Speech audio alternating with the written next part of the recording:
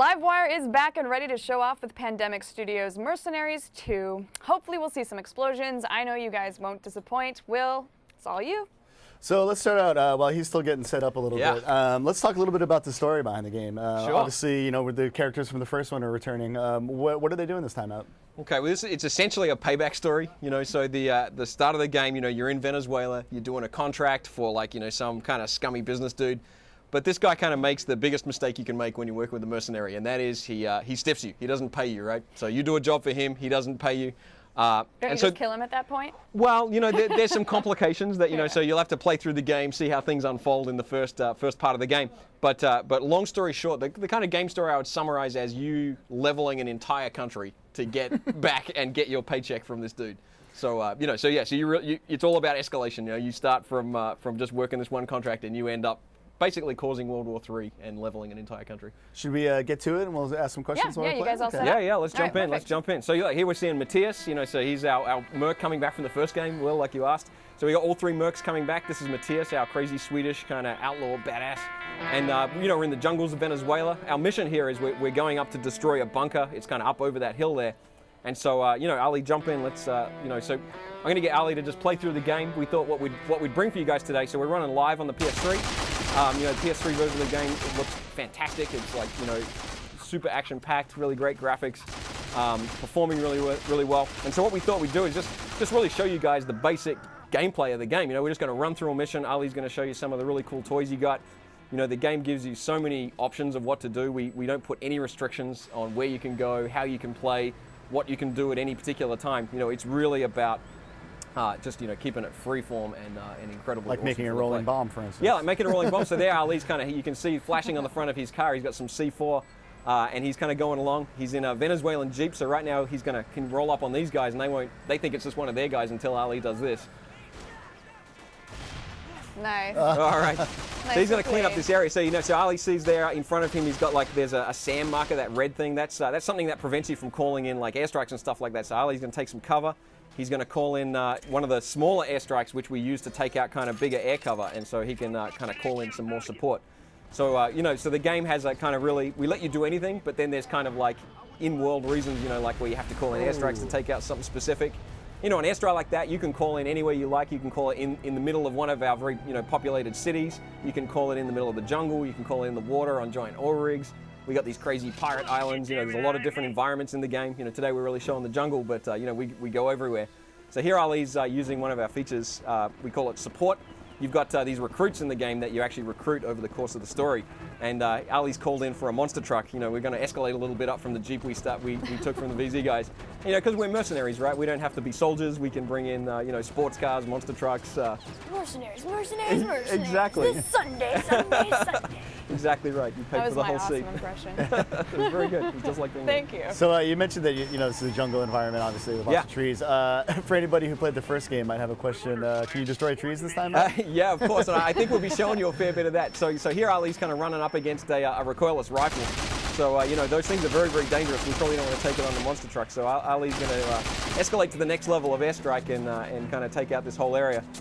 But yeah, no, the trees, the forests are all fully destructible. They're all fully animated. You know, they look really, really cool. Everything catches fire. So here we're going to call in something called the rocket artillery strike.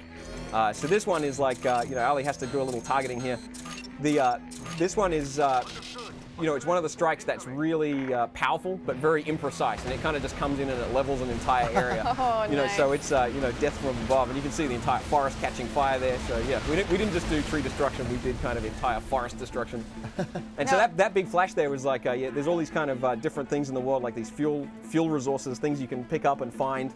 And a lot of those, you know, they power your airstrikes. So there's a kind of really kind of fun kind of collection dynamic to the whole game. I see that some things are still on fire. How long was that going to burn for? I mean, is it spreading? It'll burn for a minute or two. Yeah, it spreads yeah. in a very limited sense. You know, we decided not to make it so you could drop one bomb and eventually the whole world burns down. But yeah, you know, yeah, fires like will, you know, things will blow up. Things that they're next to and stuff like that. How does the airstrike and supply system work? Is it the Merchant of Menace again, or it's actually a little different. This time we actually gave you a home base, so you've actually got your own kind of PMC, and it's actually like, you know, like I told you, there's that scumbag at the start of the game who crossed you. Your home base is actually you take over his kind of villa that he has at the start of the game. We have a really cool mission where you attack this kind of crazy villa and you move in. And from there, you get your recruits, and you actually build up all your support by working with the various factions that you meet in the game. Like here, Ali's bringing in a tank that earlier in the game we worked with this oil company, and so here's one of our recruits. So he's going to take off. He's actually dropping it in. He's taking too much fire, so he's getting out of there. So there you go. There's your destructible tree. Can they actually be fired down? Yeah, well, he gets shot so much that he'll take off under fire, and like so here you saw him actually just drop the tank because he was like, oh god, I'm under fire. He just panics and drops the tank. We were lucky and it fell on the road and we could take it, but it could have just as easily fallen into the forest or into the water. You know, it's really up to you as the player to make the area safe to bring in. You know, so here, there's one of those fuel tanks. So we could have collected that and actually added that to our stockpile, but Ali elected to use it as kind of a bomb instead. And how many times are you allowed to call them in? I mean, is it like a never-ending supply? Well, so you've got a stockpile. So you've basically got, you've got let's say 5 or 6 of these tanks in your stockpile. You can call 5 or 6 in. If you want to get more, you've got to go back to the faction, talk to them. If they're happy with you, they'll sell you more. That's one of the interesting things about the game is that the different people you work with, if you annoy them, it's kind of a little bit like the first game, but I think we've done a much better job making it kind of clearer and more integrated into the game this time. If you annoy the faction, they'll stop selling you stuff. They're like, no, what? Screw you. You've been shooting our guys and stealing our stuff. Is it similar to the first game in that there's a gauge, sort of? Yeah, exactly. You are with each faction and stuff. We have a very cool. We've kind of bumped it up a little bit here. We've got a very cool mechanic we call reporting, where they'll actually like kind of report on you. So you'll actually be playing and like messing with them. And you'll actually see them, they'll run and they'll go hide and they'll call their boss and they're like, hey, the mercenary's here, he's screwing with us. And if you can hunt them down and kill them before they finish calling you in, you can actually get away with blowing up all their stuff. So the player's got a really great way of managing their faction hits, which is really cool. Obviously the airstrikes are a pretty huge part. Are there any super crazy amazing ones that we're kind of escalating here. We're going from the Jeep to the monster truck with the tank. Here Ali's getting pursued by a helicopter. I don't know if you can see. So I think Ali's going to turn it around here and try and take the helicopter. We have a really cool grappling hook so you can grapple onto helicopters. But yeah, we're kind of going to build up to one of the bigger airstrikes in the game. We'll show you that in a couple of minutes. But so one of the really cool things about the game, tanks are like one of the most powerful things. Probably you can pretty much take out anything. But helicopters are one thing that's kind of more powerful than a tank. So here Ali's kind of decided to ditch out of the helicopter. He's going to slam this guy's head in the door. Have a little mini game up there. Should have an option of being able to pull him up into the blades and stuff. But then unfortunately,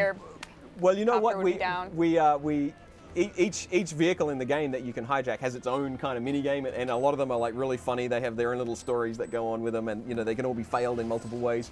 So that's there's some that are pretty hilarious. What you do to the poor victims. Pretty awesome. Well, hilarious if you're not on the receiving end. Yeah. So now that so obviously this puts a whole different perspective on the game. So, a minute ago we were on tanks, we were calling in airstrikes. Now we're having aerial dogfighting with another helicopter. These helicopters, you can blow them up in lots of different ways. Here, Ali actually managed to shoot through the windscreen and take out the pilot, so it just kind of crashed.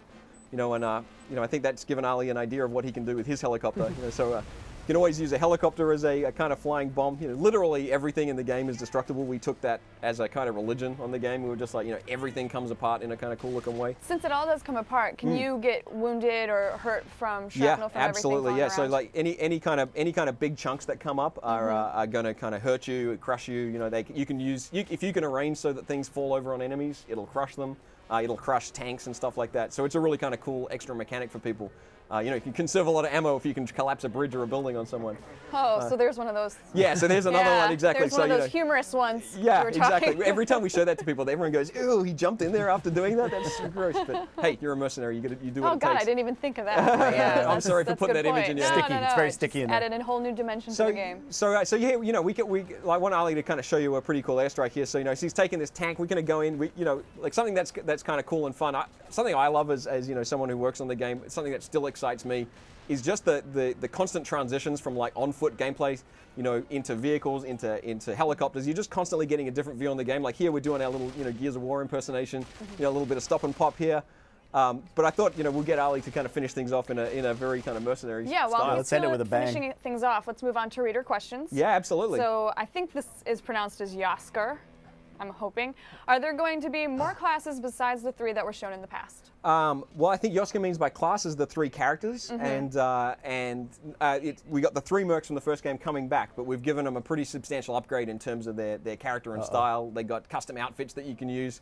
Right, so that's the tactical nuke that you can call into the game. Nice. So explosion that literally won't fit on the screen. All right, now. And like Jeez. anything, that's something that you can earn in the game. You can call it in anywhere. You can see what happens when you call that in anywhere you want, anytime you like. But yeah, no. So it's the 3 characters that are coming back. They each have their own special abilities and specialities, but all of them are awesome in their own way. Awesome. Now, just a follow-up question to that, still from Yasker. The game looks sweet, which, Thanks. I mean, it does. Thank that you. was awesome. Thank you. Are there any plans on licensing the engine behind the game? I don't think there's any specific plans in place. Never say never. Yeah. Let's see what the future holds. Right now we want to get Mercs 2 into the hands of gamers everywhere. We really hope everyone's excited, and we want to see everyone out there and playing it, and then we'll see. Now, you had mentioned a little special something at the end of this. Was the nuke? Yeah. That The was nuke it? was what That we wanted was to show you. Not that was bad. Don't get me wrong. You want us to top that? What's I wrong just with want to you? make sure we covered all of our bases. Will, do you have any follow-up questions you want to mention, or are you pretty? When can we expect to see Mercenaries too? So Mercs, we're shipping worldwide August 31st here in North America, September 5th in Europe, and that's coming out PS3, 360, PS2, and PC. And so, yeah, we're really excited to be bringing it to the world. Great. Awesome. Well, it certainly looks sweet. I mean, Thanks. you did not disappoint on the explosions. Thanks. And fans of the first game should be getting what they want. We will be back after a short break with, guess what, guys? More game demos. Woohoo! Woo!